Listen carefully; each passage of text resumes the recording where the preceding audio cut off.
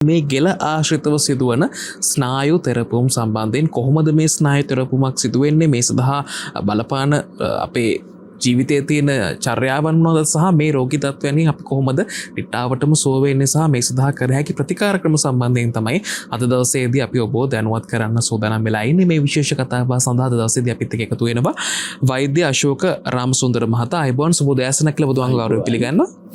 අද දවසේදී වෛද්‍යතුමනි අපි කතා කරන්න සූදානම් වෙලා ඉන්නේ මේ ගෙල ආශ්‍රිතව සිදුවන ස්නායු තෙරපුමක් සම්බන්ධයෙන්. ඇත්තටම මොකක්ද මේ ගෙල ආශ්‍රිත සිදුවන ස්නායු තෙරපුමක් කියලා කියන්නේ? අපි පුංචි පැහැදිලි කිරීමක් කරන ගමම මේ කතාබහ ආරම්භ කරමු. අපි මුලින්ම මේක පැහැදිලි කරන්න ඉස්සෙල්ලා අපි කොඳුයට පෙළේ තියෙන ව්‍යුහය ගැන කතා කරෝතින් කොඳුයට පෙළ හැදිලා තියෙන්නේ මෙන්න මේ වගේ කශේරුකා රාශියකින්. එතකොට මේ කශේරුකා අතර මෙන්න මේ ආකාරයට අන්තර් කශේරුක මණ්ඩල පිහිටලා තියෙනවා. ඒ වගේම මේ හැම කශේරුකා දෙකක් අතරින්ම මේ ආකාරයට ස්නායු පැනනැගීමක් සිද්ධ වෙනවා. එතකොට යම් විදියකින් මෙන්න මේ ව්‍යුහයේ වෙනසක් ඇති වෙලා මෙන්න මේ ආකාරයෙන් ස්නායු තෙරපීමකට ලක්වීම තමයි අපි ස්නායු තෙරපීමක් කියලා කියන්නේ. එතකොට මෙන්න මේ වගේ ස්නායු තෙරපීමක් මෙන්න මේ ගෙල ප්‍රදේශයේ සිද්ධ වෙනවා නම් එතකොට මේක අපි ගෙල ආශ්‍රිතව සිදුවන ස්නායු තෙරපීමක් කියලා හඳුන්වනවා. මම හිතන්නේ වෛද්‍යතුමන් පැහැදිලි කරා මොකක්ද මේ ගෙල ආශ්‍රිතව සිදුවන ස්නායු තෙරපුමක් කියලා කියන්නේ. කියලා ඒ වගේම මම ඔබතුමගෙන් දැනගන්න කැමතියි. දැන් හරියටම අපි මේ දේවල් ගැන දැනගන්න මොකක්ද මේ රෝගයේ තියෙන රෝග ලක්ෂණ? ඔව්. එතකොට මේක මුලදී සමහරලාට සියුම් වේදනාවක් විදියට එන්න පුළුවන්. ගෙල ආශ්‍රිතව පොඩි වේදනාවක් හට ගන්නවා. එතකොට මේ රෝගී තත්ත්වය ක්‍රමක්‍රමයෙන් උත්සන්න වෙනකොට මේ ස්නායු තෙරපීම වැඩි වෙන්න පටන් ගන්නවා. එතකොට මෙහෙම ක්‍රමක්‍රමයෙන් වැඩි වෙනකොට අර සුළුවෙන් පටන් ගත්ත වේදනාව ක්‍රමක්‍රමයෙන් වැඩි වෙනවා. එතකොට එහෙම වැඩි වෙන වේදනාව උරහිස දෙපසට ඒ වගේම උරපතු ප්‍රදේශයට ඒ වගේම අත දිගට යන වේදනාවක් වගේ දැනෙන්න ගන්නවා. ඊට පස්සේ ඇඟිලි වලට මේ වේදනාව ගමන් කරනවා. ඒ වගේම මේ තත්ත්ව නොසලකා ඉන්නකොට ක්‍රමක්‍රමයෙන් මේ රෝගී තත්ත්වය උත්සන්න වෙලා හිරිවැටීම් ඇති වෙන්න පුළුවන්. සමහරලාට සමහර රෝගීන් පවසනවා ගෙලෙහි ඉඳලා අත දිගේ හිරියක් යනවා. එහෙම නැත්නම් කරන්ට් එකක් වදිනවා වගේ හිරිවැටීමක් තියෙනවා. ඔව් දැනෙනවා කියලා. ඉතින් මේ තත්ත්වයක් නොසලකා කියන්නේ පරිස්සම් වෙන්නේ නැතුව වැඩ කිරීම නිසා මේ තත්ත්වය උත්සන්න වෙලා මේ ස්නායු හානියට පත් වුණොත් අතේ ක්‍රියාහානිය පවා සිද්ධ වෙන්න පුළුවන්. අත උස්සන්න බැරි වෙන්න පුළුවන්. අතෙන් වැඩක් කරන්න බැරි වෙන්න පුළුවන්. ඒ වගේම මේ තත්ත්වය උත්සන්න වුණොත් සමහර වෙලාවට නිින්ද පවා නැති වෙන්න පුළුවන්. මම හිතන්නේ මෙන්න මේ විදිහේ ප්‍රතිකාර ක්‍රමත් එක්ක තමයි මේ සියලු දේවල් සිදුවන්නේ. ඒ වගේම මම ඔබතුමන්ගෙන් දැනගන්න කැමතියි දැන් මේ රෝගී තත්ත්වය ඇති වෙන්න බලපාන හේතු සාධක මොනවද? මේ රෝගී තත්ත්වය ඇති වෙන්න හේතු ගත්තොතින් එහෙම ෂණිකව සිදුවෙන හේතු තියෙනවා. ඒ වගේම දීර්ඝකාලීන ක්‍රියාදාමයක් විදියට මෙම රෝගී තත්ත්වය ක්‍රමක්‍රමයෙන් වැඩිවීමෙන් මේ රෝගී තත්ත්වය ඇති වෙන්න උත්සන්න වෙන්න පුළුවන්. එතකොට වැටීම්, පහර වැදීම්, ඒ වගේම බර එසවීම, ඒ වගේ දේවල් වලින් මේ රෝගී තත්ත්වය ඇති වෙන්න පුළුවන්. එහෙම නැත්නම් හිස මත අධික බරක් තබාගෙන යාම නිසා ඒ වගේ දේවල් වලින් මේ රෝගී තත්ත්වය ඇති වෙන්න පුළුවන්. ඒ වගේම තමයි දීර්ඝ කාලයක් පරිගණකයේ රැඳී සිටීම නිසා ඒ වගේ තත්ත්වවලදී මෙම ගෙල ආශ්‍රිතව ඇතිවෙන ස්නායු තෙරපීම ඇති වෙන්න පුළුවන්. ඒ වගේම අපි ගොඩ වෙලාවක් ගෙල පහත් කරගෙන පොත් කියවන කෙනෙක් නම් ඒ වගේ තත්ත්වවලදී පවා ඇති වෙන්න පුළුවන්. ඒ වගේම තමයි අපි වාඩි වෙලා නිදි කිරා වැටෙනවා නම් මෙන්න මේ රෝගී තත්ත්වය ඇති වෙන්න පුළුවන්. ඉතින් මේ අපි අවසානයට කියපු හේතු කාලාන්තරයක් තිස්සේ ටික ටික ඇති වෙන දේවල්. ඒ නිසා මේ රෝගේ තත්ත්වය ඇති වෙන්න මේවා හේතුකාරක වෙයි කියලා බොහෝ වෙලාවට රෝගීන් හිතන්නෙත් නෑ. එතකොට ඒ වුණාට කාලාන්තරයක් තිස්සේ මෙම තත්ත්වයන්ට මුහුණ දෙනකොට මේ රෝගී තත්ත්වය ඇති වෙලා ඒක සමහර වෙලාවට උත්සන්න වෙලා දරාගන්න බැරි වේදනාවක් පවා ඇති වෙන්න පුළුවන්. මම හිතන්නේ අපිට මේ ප්‍රතිකාර ක්‍රමවල රූපරාම වලින් දැක බලා ගන්න හැකියාවක් තියෙනවා. අපි පොන්චි පැහැදිලි කිරීම කරමුකෝ වෛද්‍යතුමනි මේ මොකක්ද මේ ප්‍රතිකාර ක්‍රමය කියලා. ඔව් මේ ඔබ දකින්නේ ඒ ගෙලා ආශ්‍රිතව සිදු වෙලා තියෙන ස්නායු තෙරපීමක් හඳුනා ගන්න ආකාරය. එතකොට ඖෂධීය තෙල් වර්ගයක් ගාලා මේ ස්ථාන හඳුනාගෙන ඊට පස්සේ එම ස්ථාන බුරුල් කිරීමකට ලක් කරනවා. මෙහිදී රෝගී තත්ත්වය නිසා තදගතියට පත්වෙලා තියෙන මේ ගෙලා ආශ්‍රිත මාංශ පේශි කණ්ඩරා බන්ධනී වගේ දේවල් බුරුල් කර ගැනීමක් සිද්ධ කරනවා. එහෙම බුරුල් කර ගැනීමක් සිද්ධ කරලා මුව සිරස නම් වූ පාරම්පරික උපකරණයක් භාවිතයෙන් මේ රෝගී තත්ත්වය එහෙම නැත්නම් මේ වෙනස් වෙලා තියෙන අන්තර්කශේරුක මණ්ඩල කශේරුකා නිවැරදි කිරීමක් සිද්ධ කරනවා. ඒ වගේම මෙහෙම නිවැරදි කිරීමක් සිද්ධ කරලා දීර්ඝකාලීනව ප්‍රතිකාර කරලා මෙය ශක්තිමත් කිරීමක් සිද්ධ කරනවා. ඒ අනුව මෙම රෝගී තත්ත්වයට පූර්ණ සුවයක් මේ ප්‍රතිකාර ක්‍රමය මගින් ලබා දෙන්න පුළුවන්. දැන් වෛද්‍යතුමනි අපි කියනවා අපිට එදිනදා ජීවිතය තුළදී දැන් ඔය නිදිවලුක්කක් කියලා කියන්න පුළුවන්. මේවත් අයිති වෙන්නේ මේ රෝගී තත්ත්වයටද මේ රෝගී කාණ්ඩයට? ඔව් මෙය අපි එකවරක් දෙවරක් ඇති වුණා නම් මේක එහෙම ෂණිකව ඇති වෙලා නැති වෙලා යන මාංශ පේශිවල ඇති වෙච්ච වේදනාකාරී තත්ත්වයක් වෙන්න පුළුවන්. එහෙම නැත්නම් මේක දීර්ඝකාලීනව සැරින් සැරේට මේක ඇති වෙනවා නම් මෙය බොහෝ වෙලාවට ගෙලාශ්‍රිතව ඇති වෙච්ච ස්නායු තෙරපීමක් නිසා තමයි මේ රෝගී තත්ත්වය ඇති වෙන්නේ. මේකත් එක්ක වෛද්‍යතුමනි මම දැනගන්න කැමතියි දැන් මේ වගේ මේ ගෙලාශ්‍රිත රෝගී තත්ත්වයන් සඳහා අපි කියනවා මේ කොළ එකක් භාවිත කරොත් එහෙම සාමාන්‍යයෙන් යම් සහනයක් සහ යම් සුවයක් ලබා ගන්න හැකියාවක් තියෙනවා කියලා මේ කතාවල තියෙන සත්‍යතාවය මොකක්ද? ඔව් මේක බොහෝ වෙලාවට බටහිර වෛද්‍ය ක්‍රමවලදී මේ කොළරයක් භාවිතා කිරීම සිද්ධ කරනවා. මෙහිදී වෙන්නේ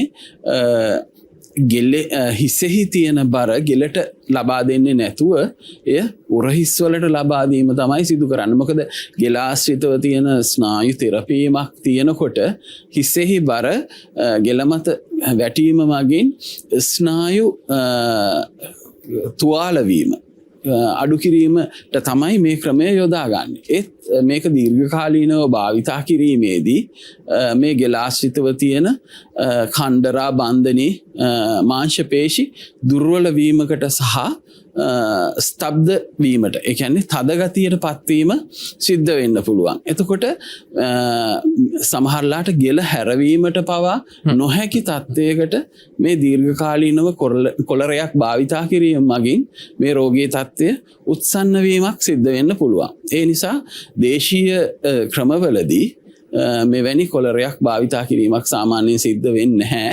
ඒකට හේතුව තමයි මේ ආකාරයෙන් දුර්විපාකවලට ලක් වෙන්න පුළුවන් නිසා. මේ දෙක වෛද්‍යතුමනි සාමාන්‍යයෙන් හරිද එදිනදා ජීවිතය තුළදී මේ වගේ මොකක් හරි ගෙලා ආශ්‍රිතව මොකක් හරි අපි කියමු රෝගී තත්ත්වයක් හරි උලුක් තත්ත්වයක් හරි තිබොත් එහෙම සාමාන්‍යයෙන් අපේ නිවසේදීම කරන්න පුළුවන් මොකක් හරි ප්‍රතිකාර ක්‍රමයක් තියෙනවද? මෙහිදී ඇත්තෙම නිවසේ ප්‍රතිකාර කරන්න අනේක එච්චරම හොඳ නෑ. ඒකට හේතුව තමයි ගෙලාශ්‍රිතව ස්නායු තෙරපීමක් තියෙනවා නම් මෙය නොදන්නා කෙනෙක් අපි හිතමු තියෙන තෙල් ටිකක් ගාලා ඇතිල්ලීමක් කරනවා. එතකොට මෙහිදී සමහර වෙලාවට මේ ස්නායු තෙරපීම වැඩි වෙන්න උනත් පුළුවන්. ගෙදරදී එහෙම ප්‍රතිකාරයක් කරන්න නැතුව වාත විදුරංග වගේ තෙල් එකක් මේ ගෙලෙහි ආලේප කරලා තද කරන්න නැතුව ආලේප කරලා ඒ වගේම ඔය නිකකොළ එඬරු කොළ ඉඟුරු සුදු ලූණු එකට කොටලා පොට්ටනි හදලා තැවීම මගින් යම් කිසි සහනයක් මේ රෝගී තත්ත්වයට ගන්න පුළුවන්. හැබැයි මෙහි තියෙන මේ ස්නායු තෙරපීම මේ මගින් නිවැරදි වෙන්නේ නැහැ. ඒත් අර තියෙන තද වේදනාකාරී තත්ත්වය ඒ අවස්ථාවේ දුරු කර ගැනීම සඳහා මේ ප්‍රතිකාර ක්‍රමය භාවිතා කරන්න පුළුවන්. එවගේ වෛද්‍යතුමනි දැන් සාමාන්‍යයෙන් අර දීර්ඝ කාලයක් තිස්සේ මේ වගේ රෝගී තත්ත්වයකින් පෙළෙන කෙනෙක් ඔය වගේ වෛද්‍ය උපදෙස් වලට යන්න ඕනේද? ඔව් දීර්ඝකාලීනයක් කාලයක් තිස්සේ මේ වගේ රෝගීකින් පෙළෙනවා නම් අනිවාර්යයෙන්ම වෛද්‍යවරයෙකු කරා ගිහිල්ලා මෙම තත්ත්වය නිවැරදි කරලා ඊට පස්සේ මෙම ගෙලාශ්‍රිතව ඇති පේශි කණ්ඩරා ඒ වගේම බන්ධනී ශක්තිමත් කර ගැනීමේ ප්‍රතිකාර ක්‍රමයකට එම රෝගීන් යොමු වෙන්න ඕන. මම හිතන්නේ අර අපේ ජීවිතය තුළ තියෙන එදිනෙදා පුරුදුවලුත් එක්ක එහෙම නැත්නම් මේ අපේ ජීවිතයේ එදිනෙදා තියෙන වැරදි පුරුදුත් එක්ක තමයි මේ කෙලාශ්‍රිතව රෝගාබාධ තත්ත්වයන් එහෙම නැත්නම් මේ ඔලු කුවීම් තත්ත්වයන් ඇති වෙන්න තියෙන සම්භාවිතතාවය වැඩි වෙන්නේ. මේ දේත් එක්ක වෛද්‍යතුමනි මම දැනගන්න කැමතියි දැන් අර අපිට එදිනෙදා ජීවිතයේ බහුලවම තියෙන ඔය නිදි ඔලුක්කුව කියන එකනේ. ඇත්තටම මේ නිදි ඔලුක්කුවකින් සාමාන්‍යයෙන් වැළකෙන්න කොයි වගේ ක්‍රියාමාර්ග අනුගමනය කරොත් හොඳයිද අපි? මෙහෙමයි. ඊටමත් උසකොට සමහරලාට සමහරු අපි දකිනවා කොට්ට දෙකක් විතර ඔළුවට තියාගෙන නිදිය ගන්නවා. ඒ වගේ පහසුවට ඒත් මේ සුව පහසුව නිසා කාලයක් තිස්සේ මේ පුරුද්ද කරගෙන ගියොතින් ඔහුට ගෙලාශ්‍රිතව මේ වගේ රෝගී තත්ත්වවලට මුහුණ දෙන්න වෙන්න පුළුවන්. එහෙමත් නැත්නම් ඊටමත් තද කොට්ට භාවිතා කිරීම නිසා එහෙම වුණත් මේ වගේ රෝගී තත්ත්ව ඇති වෙන්න පුළුවන්. මේ නිසා පොඩි කොට්ටයක් වැඩිය තද නොවන ආකාරයට පුළුන් යොදපු කොට්ටයක් භාවිතා කිරීම මගින් මේ රෝගී තත්ත්වය වළක්වා ගන්න පුළුවන්. ඒ වගේම වෛද්‍යතුමනි දැන් සාමාන්‍යයෙන් වර්තමානයේ වෙද්දී අපි දකිනවා පාසල් ළමුන්ට මේ කොන්ද සහ ගෙලාශ්‍රිතව හරි රෝගාබාධ තත්ත්වයන් මේ ඔලු කුවීම් සම්භාවිතාවයන් ටිකක් පැලදෙන්න තියෙන ඉඩකඩ වැඩි වෙලා තියෙනවා. ඕන්න භාවිත කරන අපි කියන්නේ ඔහුගේ වැරදි ඉරියව් වෙන්න පුළුවන්. එහෙම නැත්නම් මේ පොත් බෑගේ බර මෙන්න මේ දේවලුත් එක්ක සාමාන්‍යයෙන් නිවැරදිව අපේ මේ ගෙලට සහ කොන්ද ආශ්‍රිතව නැත්නම් මේ ගෙල ආශ්‍රිතව අපිට රෝගාබාධ තත්වයක් වැළකෙන්නේ නැති විදිහට අපි කොහොමද මේ සියලු ඉරියව් නිවැරදිව භාවිත කරන්නේ? ඔව් දැන් අපිට දැක ගන්න පුළුවන් සමහර වෙලාවට පාසල් ළමුන් ඔසවාගෙන යන බෑගේ ඒ ළමයාගේ ප්‍රමාණයට වඩා ලොකුයි. එතකොට මෙහෙම ගොඩාක් පොත් ගෙන යාම මගින් ඒ වගේම ගෙල ඉතාමත් පහතට පහත් කරගෙන පොත් දැලීම මගින් ඒ වගේම දැන් ළමයි ගොඩාක් පුරුදු වෙලා තියෙනවා දුරකථනය මගින් අන්තර්ජාලයේ ක්‍රීඩා කිරීමට. මෙන්න මේ වගේ දේවල් නිසා ළමයි ගොඩ වෙලාවක් ගෙල පහත් කරගෙන සිටීමට පුරුදු වෙලා තියෙනවා. එතකොට මේ ඒකාකාරීව ගෙල නමාගෙන සිටීම වෙනස් කරලා පුළුවන් නම් දැන් පොතක් බැලුවා වුණත් ගෙල වැඩිය පහත් කරන්නේ නැති වෙන්න ඩෙස්ක් එක හදාගන්න පුළුවන් පොඩ්ඩක් ආනත වෙන්න.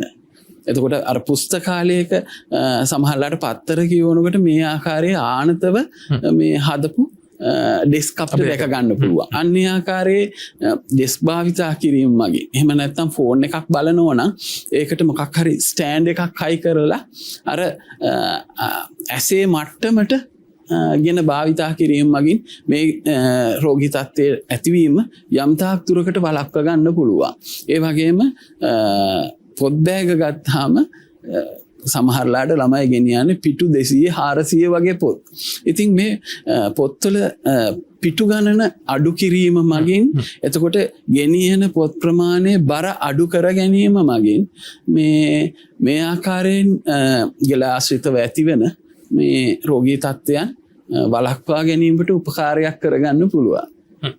ඒ වගේ මම ඔබතුමගෙන් දැනගන්න කැමතියි සාමාන්‍යයෙන් මේ වගේ රෝගී තත්ත්වයකින් අපි ඉදිරියදා ජීවිතයේ වගේම එහෙම නැත්නම් අර අපි කියන අපේ වැරදි පුරුදු වැරදි ඉරියව් වලින් තොරව ඉදිරියට මේ වගේ රෝගී තත්ත්වයක් හැදෙන්නේ නැති වෙන්න අපි වග බලා ගන්න කොයි වගේ සෞඛ්‍ය පුරුදුත් එක්කද යන්න ඕන අපි උපදේශයක් විදිහට ලබා දෙමු සියලු දෙනාට. ඔව් ඇත්ත වශයෙන්ම අර අපි මුලින් කියපු ටිකම ප්‍රමාණවත් කියලා මම හිතනවා. මොකද එක දිගට ගෙල පහත් කරගෙන ඉන්නේ නැතුව වරින් වර අඩුම ගානේ විනාඩි 20කට පැය භාගයකට සැරයක්වත් හිස ඔසෝලා එහෙමත් නැත්නම් වාඩි වෙලා ඉන්න තැනින් නැගිටලා ඉරියව් මාරු කිරීම මගින් මේ තත්ත්වය සෑහෙන දුරකට වළක්ව ගන්න පුළුවන්. ඒ වගේම ෆෝන් එකක් බලනවා නම් ඒක ස්ටෑන්ඩ් එකක් තියලා ඇහි මට්ටමට ගන්න පුළුවන්. ඒ වගේම කම්පියුටර් එකේ ගොඩ වෙලාවක් රැඳී ඉන්නවා නම් ඒ කම්පියුටර් එකේ ස්ක්‍රීන් එක අයි ලෙවල් එකට ගන්න පුළුවන්. ඉතින් කොට්ට භාවිතා කරනකොට ඉතාමත් උස කොට්ට භාවිතා කරන්න නැතුව ඉතාමත් තද කොට්ට භාවිතා කරන්න නැතුව මෘදු කොට්ටයක් භාවිතා කිරීම මගින් මේ ගෙලෙහි ඇතිවන රෝගී තත්ත්වයන් වළක්වා ගැනීමට උපකාර කරගන්න පුළුවන්. මේ සියුම් ස්නායු මම හිතන්නේ වෛද්‍යතුමනි ක්‍රියාකාරීත්වය අපි කියන්නේ අර කියන්නේ ඉතාමත් හොඳින් වර්ධනය කරගන්න. මෙතන මේ සියලු දේවල් ක්‍රියාශීලීව තියාගන්න මේ ගෙලාශ්‍රිත මොකක් හරි ව්‍යායාම තත්ත්වයක් තියෙනවද කරන්න අපිට? ඔව් ගෙලාශ්‍රිතව අපිට ඔය උදෑසන කාලේ සමහර පාසැල්වල මේ දැක ගන්න පුළුවන් පොඩි ව්‍යායාම කරනවා. ඒ ව්‍යායාම කිරීම මගින් ගෙල ආශ්‍රිතව සිදුවන ඒ කියන්නේ තද ගතිය දුරු කිරීම, ඒ වගේම ලේ ගමනාගමනය වැඩි කිරීම සිදු කිරීම මගින් මේ ගෙල ආශ්‍රිතව ඇතිවන මේ රෝගී තත්ත්වයන්ට යම් කිසි සහනයක් ලබා ගන්න පුළුවන්. ඉතින් මෙලෙසින් තමයි දවසේදී අපි මේ ගෙලාශ්‍රිතව සිදුවන ස්නායු තෙරපුම් සම්බන්ධයෙන් ඔබව දැනුවත් කරේ. මම හිතන්නේ වෛද්‍යතුමනි තාමත් හොඳින් පැහැදිලිව කොහොමද මේ ගෙලාශ්‍රිත සිදුවන ස්නායු තෙරපුමක් කියලා කියන්නේ මොකක්ද? එහෙම නැත්නම් මේකේ රෝග ලක්ෂණ මොනවද? කොයි විදිහටද ප්‍රතිකාර කරන්න තියෙන්නේ? ඒ වගේ මම දැනගන්න කැමතියි. දැන් සාමාන්‍යයෙන් මේ වගේ රෝගී තත්ත්වයකින් පෙළෙන කෙනෙක් නිට්ටාවටම සුව වෙන්න මේ ප්‍රතිකාර ක්‍රමත් එක්ක කොයි වගේ කාලයක් ගත වෙනවද?